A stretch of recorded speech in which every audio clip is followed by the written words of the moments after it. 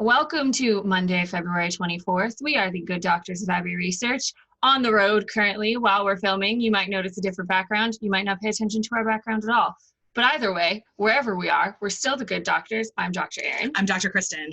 And today we're going to be talking about generational expectations for networking events and a couple of different ideas that even come outside of generations. So we're going to talk a little bit about diversity, some inclusivity, and what you expect from a networking event versus what maybe some of your older or younger colleagues do, because we are talking about generations for this 5-week cycle and a lot of our social media stuff. If you haven't seen it, you can find it anywhere there's social media. I promise you we're talking about millennials and baby boomers and Gen X and Gen Z, and I think that's it for now. Silent generation is not really in the workplace anymore. So, and whatever this next generation is, I don't think the Pew Research Center has told us. I hope it's A prime. Where do we go from Z? Do we go back to like A? Yeah. Are we going to start doing like Greek? Are we going to do like generation alpha? Oh, please no. Oh, please no. I don't know. That would be, I think, That's a step too far. A little too predictive. But anyway, one of the things I think that most like annoys me about generational differences at networking events is this kind of, from my perspective, as a millennial, like outdated approach to a giant room full of people where you're just kind of, everybody gives out business cards and you meet somebody for 2 seconds and say, hi, this is what I do. Oh, hi, this is what I do. Here's my card. Here's my card. And I know that was a lot of the way that networking was done for a long time. But when we're out and about networking in various spaces, I don't know that that's a successful model anymore. Well, I think it might be a successful model for specific industries. If you're in a specific industry that's really easy to understand, you work for a giant company that everybody knows, I think those things could work really, really well, because I'm very active in a chamber of commerce, and their business card exchanges are pretty popular for what I would consider to be like traditional business card exchange, like banking and financial planning, plumbing, like the stuff that people know immediately. One of the things that we've seen with the generational shift is kind of jobs that are harder to define.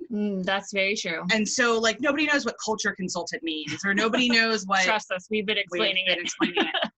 Nobody knows what like necessarily solopreneur or, you know, those kind of things necessarily mean. And those are more conversations.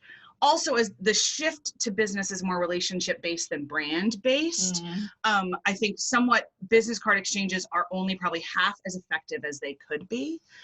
I mean, I certainly, I feel intimidated walking in not only as a young person, but as a woman to a room full of people who, in my mind, potentially know everybody. And when we talk to colleagues in our age bracket, that's a common statement. I hate business card exchanges. It doesn't do me any good.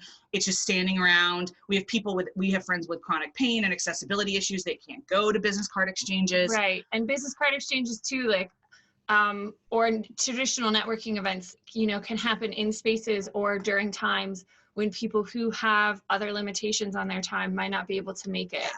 So some suggestions we would have, like going forward, if business card exchange works really well for you, that's great.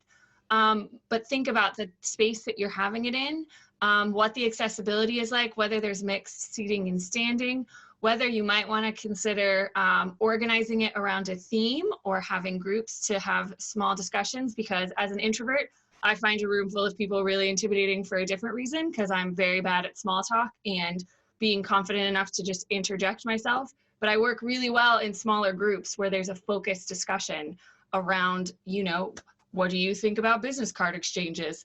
And it gets people talking in a way that might build a little bit stronger relationship than just exchanging that basic information.